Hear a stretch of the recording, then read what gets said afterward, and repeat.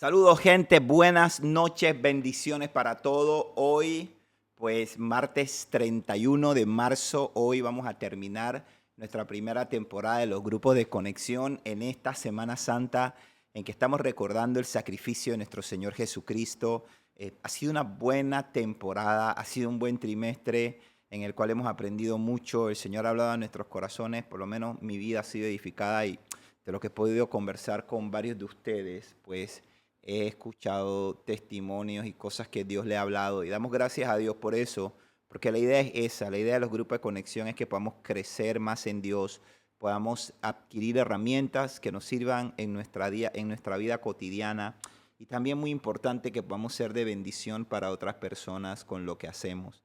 Entonces, Dios ha sido bueno, Dios ha sido fiel y vamos a terminar hoy y vamos a arrancar entonces el primer martes de mayo. Arrancamos nuevamente con nuestro grupo de conexión. Pero hoy quiero terminar o seguir la línea del mensaje que estábamos predicando el día domingo, pero ya con un enfoque diferente, o más bien quiero mostrar un acontecimiento que la Biblia nos muestra que ocurre inmediatamente. Jesús ha entrado en Jerusalén.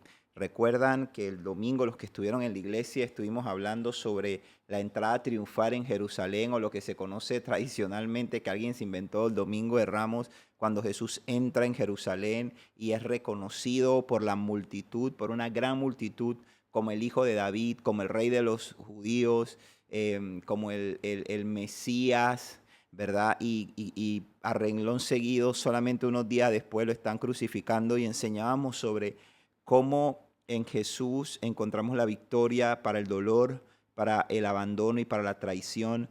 Pero quiero hablarte hoy de lo que ocurre una vez que Jesús entra en Jerusalén. Cuando Jesús entra en Jerusalén, ovacionado por toda esa multitud, por toda esa gente que lo aclamaba, que se agolparon alrededor, que tiraron sus mantos, que tiraron ramas para hacerle una calle de honor. Cuando Jesús llega a la ciudad en ese momento de tanta euforia, Jesús no hace nada que fuera políticamente correcto, sino que Él hace lo correcto, Él hace lo que era verdadero y Jesús se dirige al templo.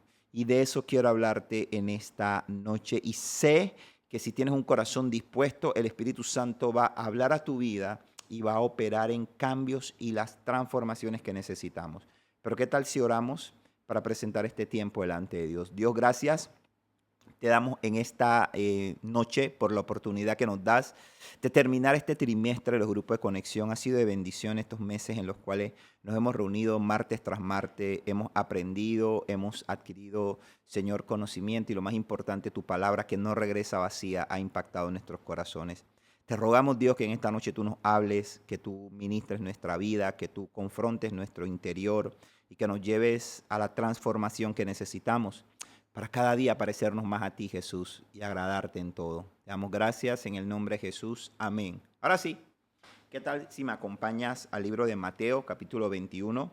Vamos nuevamente a Mateo 21 y vamos a leer ahí del versículo 12 al versículo 14. Vamos a ver qué ocurre cuando Jesús entra en Jerusalén, luego de esa entrada triunfal, como lo dice y como lo ponen los escritores bíblicos, que llaman la entrada de Jerusalén, ese día, esa semana, en víspera de la Pascua, antes de que Jesús sea traicionado, entregado, maltratado, juzgado injustamente, crucificado y que resucitara, ocurre algo tremendo que no podemos pasar por alto y que yo creo que el Señor lo dejó en la palabra porque quería enseñarnos y quería darnos algunas claves que si las sabemos aprovechar, vamos a ver nuestra vida ser bendecida en gran manera. Mateo 21, verso 12, para los que lo tienen y los que toman nota, dice: Jesús entró en el templo y comenzó a echar a todos los que compraban y vendían animales para el sacrificio. Volcó las mesas de los cambistas y las sillas de los que vendían palomas. Les dijo: las escrituras declaran, mi templo será llamado casa de oración, pero ustedes los han convertido en una cueva de ladrones. Versículo 14. Los ciegos y los cojos se acercaron a Jesús en el templo y él los sanó. ¡Wow!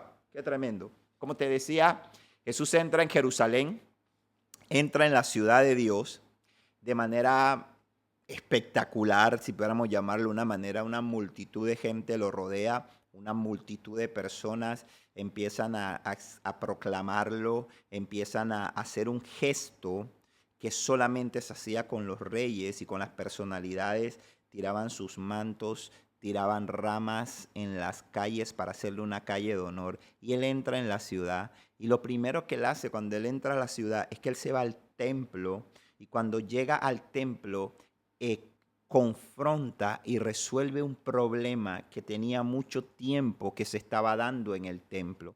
Y es que el templo de Dios lo habían convertido en un lugar de comercio. Y habían convertido el templo, y esto era muy sencillo, porque la gente para la Pascua debía llevar y debía presentar sus ofrendas al templo para las festividades y debían presentar sus ofrendas ante el sumo sacerdote. Y en el Pentateuco encontramos la ley en la cual se explicaba cuál era la ofrenda que se tenía que llevar por familia y dependiendo de las posibilidades económicas de la persona, la ofrenda que tenía que llevar. Cuando esta ley la establece Dios, perdón, en el Antiguo Testamento, la gente se dedicaba a preparar sus animales, se dedicaba a criar ese animal que iban a presentar en un año en el templo, que no tuviera mancha, que no tuviera defecto. Pero con el paso del tiempo se empezó a perder el temor y entró la costumbre, entró la rutina y la gente simple y sencillamente no se preocupaba. Llegaba al templo y empezaban a comerciar, a comprar lo que iban a ofrecer como sacrificio. Y todo se distorsionó y todo se trastocó. La visión y el propósito se trastocó y se distorsionó. Y Jesús tiene que resolver este tema y dejarnos un fuerte mensaje a cada uno de nosotros. A la gente empezó a devorarla y a comérsela la religiosidad, el ritualismo y la costumbre y empezó a enfocarse más en hacer las cosas rituales que interesarse realmente por las cosas que agradaban a Dios. Y les preocupaba más cumplir con requisitos formales que tener un corazón puro y limpio delante de Dios. Y es por esa razón que Jesús ese día, apenas entra en Jerusalén, entra en el templo y empieza a volcar las mesas. Es el único momento en las escrituras en las que vemos a Jesús actuar con violencia, en las que vemos a Jesús actuar de una forma, por decirlo de alguna manera, un poco agresiva. Jesús entra, empieza a voltear las mesas, empieza a echar a todos del templo, asumiendo autoridad espiritual y sacando fuera del lugar que era la casa de Dios, que era la casa de su Padre, que era su lugar de adoración, ¿verdad? Asume la autoridad y empieza a echar fuera todo lo que estaba estorbando el propósito. En ese lugar habían cojos, habían ciegos, había gente enferma, pero nada estaba sucediendo. No había transformación porque la religión se había enquistado en el corazón de la gente. Entonces él empieza a dar este paso que operó en una transformación. Dice la Biblia que volcó las mesas de los cambistas y las sillas de los que vendían palomas. Les dijo las escrituras, declaran: mi templo será llamado casa de oración, pero ustedes lo han convertido en una cueva de ladrones. Eso obstaculizaba que una transformación pudiera darse. Eso obstaculizaba que milagros pudieran suceder, que milagros pudieran ocurrir. Y esta palabra y esta enseñanza, este ejemplo que Jesús nos da aquí, de igual forma se debe traspolar, nosotros debemos encontrar identidad con este ejemplo y con esta enseñanza que Jesús nos está dejando aquí. Y es que cuando Jesús entra en una vida, cuando Jesús llega a una vida, cuando tú aceptas, perdón, a Jesús como el Señor y Salvador de tu vida, Jesús quiere entrar para quitar, para sacar, para echar fuera todo lo que te está estorbando, todo lo que está impidiendo que tú puedas honrar a Dios, que tú puedas darle la gloria a aquel que la merece, que tú puedas ver el propósito de Dios cumplido y alcanzado en tu vida. Y tú dirás, pero pastor, ¿por qué tú traspolas esta idea de que las mesas que fueron volcadas y los cambistas que fueron echados fuera, ¿por qué tú lo identificas con la vida nuestra, con la vida de los que estamos escuchando esta enseñanza? Es muy sencillo, porque la palabra de Dios nos enseña en el libro de 1 Corintios, en el capítulo 6 y en el versículo 19, el Señor por medio del apóstol Pablo dice, ¿no se dan cuenta de que su cuerpo es el templo del Espíritu Santo, quien vive en ustedes y les fue dado por Dios? Ustedes no se pertenecen a sí mismos porque Dios los compró a un alto precio. Por lo tanto, honren a Dios con sus cuerpos. El Señor aquí está haciendo un ejemplo por medio del apóstol Pablo y nos está diciendo que tú y yo somos templo del Dios viviente, nuestras vidas. ¿Y dónde voy más a que podamos entender esto? Jesús dijo una vez y profetizó un día y dijo, derriben este templo y en 3 días será reedificado. Hablando los fariseos, los escribas que tenían entenebrecido el entendimiento, estaban pensando que Jesús estaba hablando del templo de Jerusalén. Jesús está hablando de su vida, Jesús está hablando de su cuerpo. Estaba diciendo, ustedes me van a matar, pero en 3 días me voy a levantar y voy a resucitar. Entonces, cuando el Señor está hablando aquí, y el simbolismo que hizo Jesús al entrar en el templo con violencia y sacar lo que estorbaba, el Señor te está haciendo un llamado y te está diciendo, yo quiero entrar en tu vida y yo quiero sacar toda aquella distorsión del propósito. Satanás es especialista en distorsionar el propósito que Dios tiene para nosotros. Mucha gente buscando, acercándose a Dios solamente por panes y peces. Mucha gente acercándose a Dios por migajas y no entienden que son hijos y que pueden estar sentados a la mesa del Padre y que no tienen que comer de las migajas que caen de la mesa, porque las migajas que caen de la mesa son para los perrillos, pero el pan es para los hijos. Y Jesús lo que quiere darte es vida. Como decíamos la palabra en Juan 10:10, el Señor dijo, yo he venido para que tengan vida y para que tengan una vida plena y abundante. Ese es el propósito de Dios. Pero ¿sabes algo?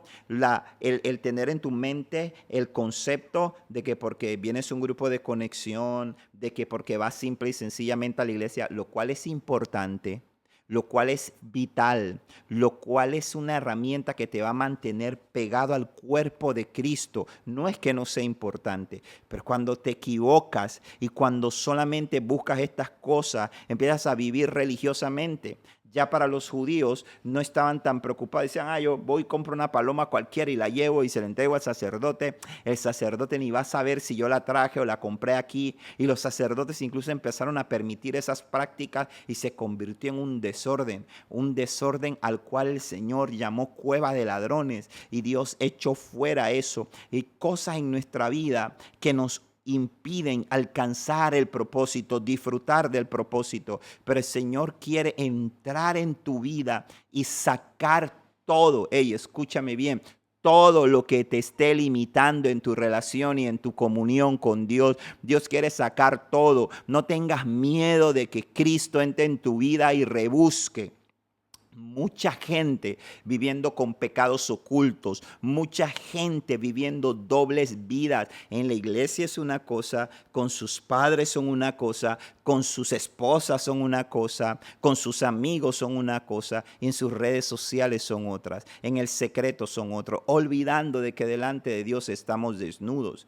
Y que asimismo, como estamos desnudos delante de Dios, toda la concupiscencia, el pecado, la lascivia, la inmundicia, el rencor, el resentimiento que viene a tu vida y se mete allá adentro, en ese lugar oscuro donde no lo ve cualquiera, eso está siendo influido en muchas ocasiones por Satanás y por el enemigo y estás perdiendo autoridad. Y lo que Cristo quiere hacer es devolverte la autoridad. Dice la palabra que Jesús entró en el templo, dice que volcó las mesas, echó fuera los cambistas y dice que cosas poderosas empezaron a ocurrir en ese lugar desde ese momento.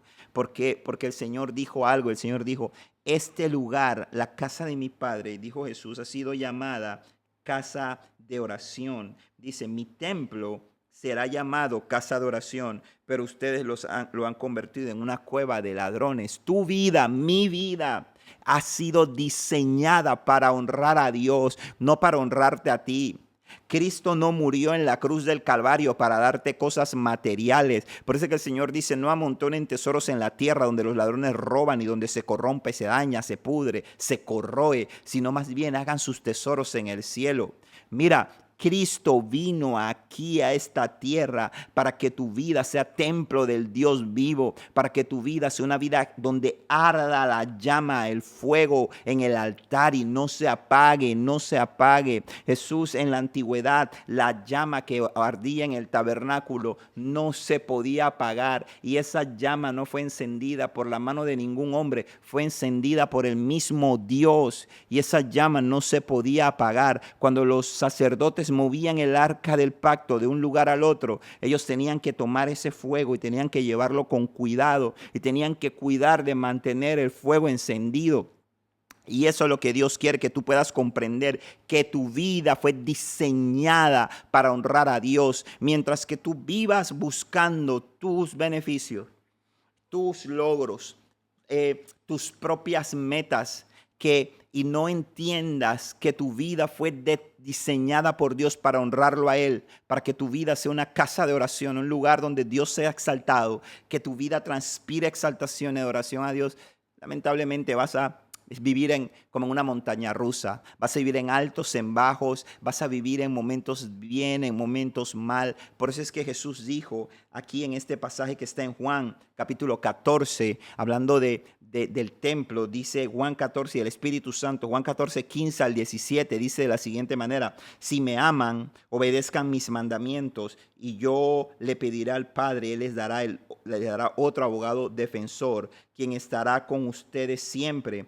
Me refiero al Espíritu Santo, quien guía a toda la verdad. El mundo no puede recibirlo porque no lo busca ni lo reconoce, pero ustedes sí lo conocen porque ahora Él vive con ustedes y después estará en ustedes. Tú eres templo del Espíritu Santo. Él no solamente quiere estar contigo, sino que quiere estar en ti y quiere que su gloria se manifieste por medio de tu vida. Entonces yo te animo a que tú tomes esta enseñanza y tú le digas a Dios y tengas el valor de decirle a Dios: Dios, entra en mi casa, Dios, entra en mi templo y vuelca las mesas, saca lo que no te agrada, quita la inmundicia, lo que me mantiene alejado de ti, lo que me hace estar siempre delante de ti con la cabeza abajo, avergonzado. Dios, yo quiero vivir para ti, yo quiero honrarte con mi vida. Por favor, ven y purifica mi vida como purificaste el templo, porque la Biblia dice que cuando el templo fue purificado,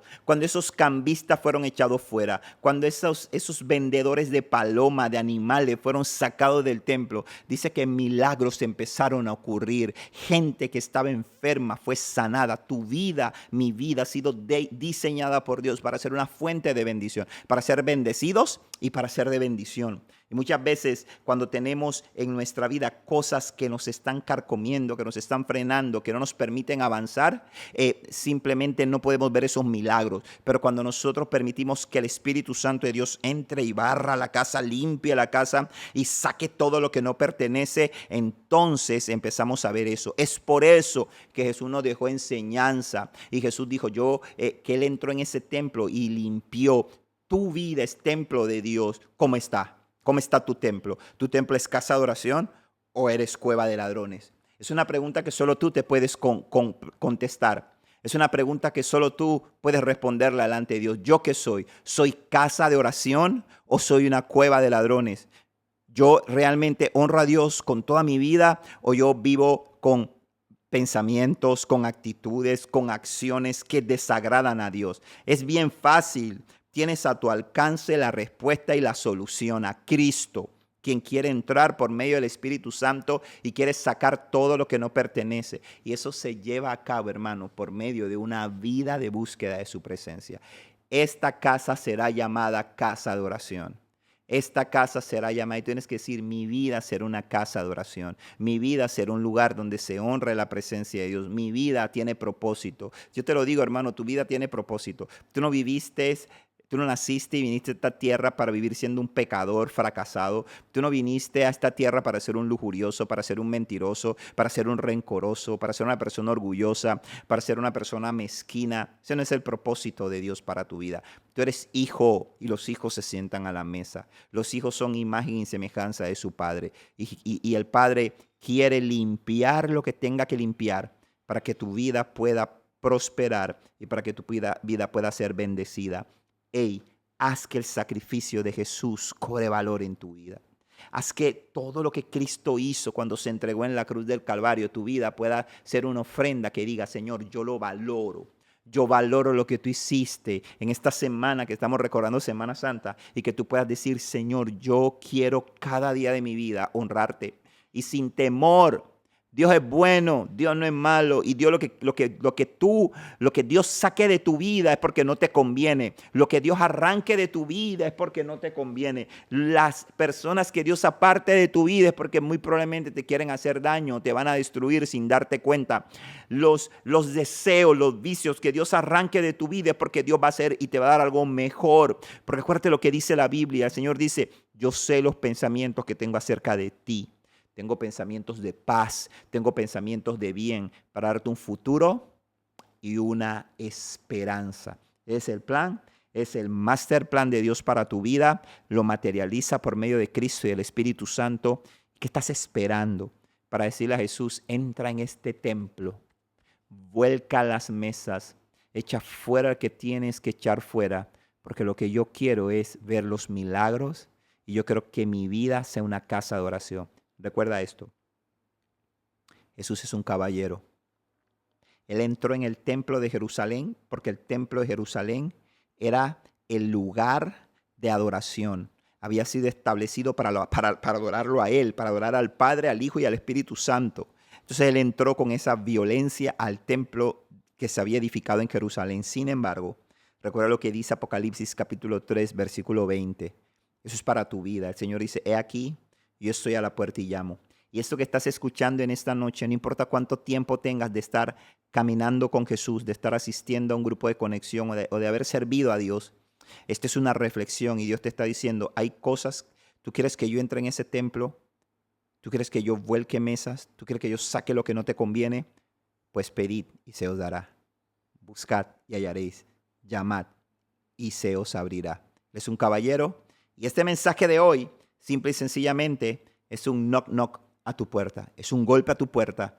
El Señor diciéndote, estoy aquí esperando que me dejes entrar para sacar lo que tenga que sacar y permitirte ver tu vida, mostrar mi gloria al mundo. Qué tremendo, qué bueno. Hey, Cristo está vivo.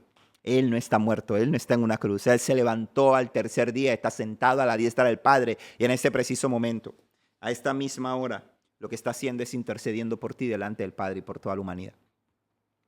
Tenemos un Cristo vivo, pero vale la pena reflexionar en su sacrificio y en lo que Él hizo por nosotros.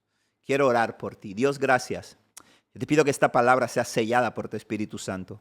Yo te pido que esta palabra nos lleve a reflexionar sobre lo que en nuestra vida tal vez está siendo un obstáculo, tal vez está distorsionando el propósito, el objetivo y el plan. Y permítenos tener el valor de decirte, entra y haz lo que tengas que hacer. Vuelca las mesas, echa fuera a los ladrones, echa fuera a los cambistas, porque quiero que milagros ocurran en mi vida. Quiero ver el propósito cumplirse a cabalidad en mí. No quiero que nada lo estorbe. Bendice a tus hijos, Dios. Por favor, apaciónalos, enamóralos de ti y permíteles a ellos cada día caminar en pos de tus pisadas. Gracias, Señor, en el nombre de Jesús. Amén y amén. Hey, este viernes, escúchenme bien, este viernes a las 7 de la noche tenemos nuestro servicio de Viernes Santo, lo que Cristo hizo por ti. la pasión. Va a ser una velada hermosa, va a ser un tiempo de adoración y va a haber un momento en el que vamos a compartir una palabra y vamos a reflexionar sobre lo que Cristo hizo por nosotros.